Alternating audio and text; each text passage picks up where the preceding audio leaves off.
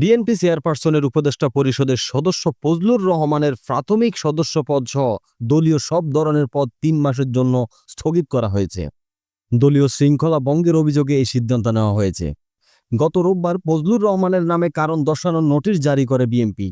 পরে তিনি ওই নোটিশের লিখিত জবাব না দিয়ে সময় বাড়ানোর আবেদন করেন। দলের পক্ষ থেকে সোমবার আরও ২৪ ঘন্টা সময় বাড়ানো হয়।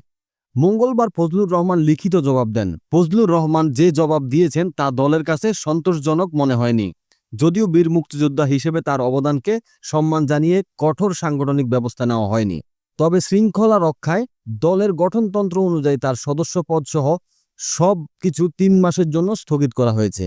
দলীয় সিদ্ধান্তে বলা হয়েছে, ফজলুর রহমান এখন থেকে টক শো কিংবা সামাজিক যোগাযোগ মাধ্যমে কোনো বক্তব্য দেওয়ার সময় যেন দেশের মর্যাদা ও দলের নীতিমালা ক্ষুণ্ণ না হয় এবং দেশের জনগণের ধর্মীয় অনুভূতিতে আঘাত না লাগে সেদিকে তাকে সর্বদা সচেতন থাকতে হবে।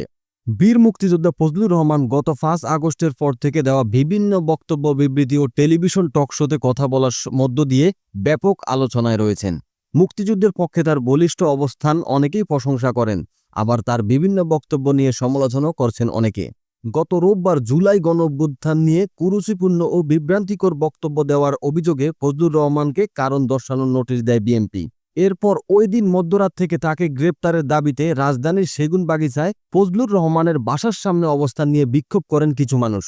উদ্ভূত পরিস্থিতিতে গতকাল সুপ্রিম কোর্ট প্রাঙ্গণে ফজলুর রহমান সাংবাদিকদের কাছে বিষয়টি নিয়ে তার বক্তব্য তুলে ধরেন।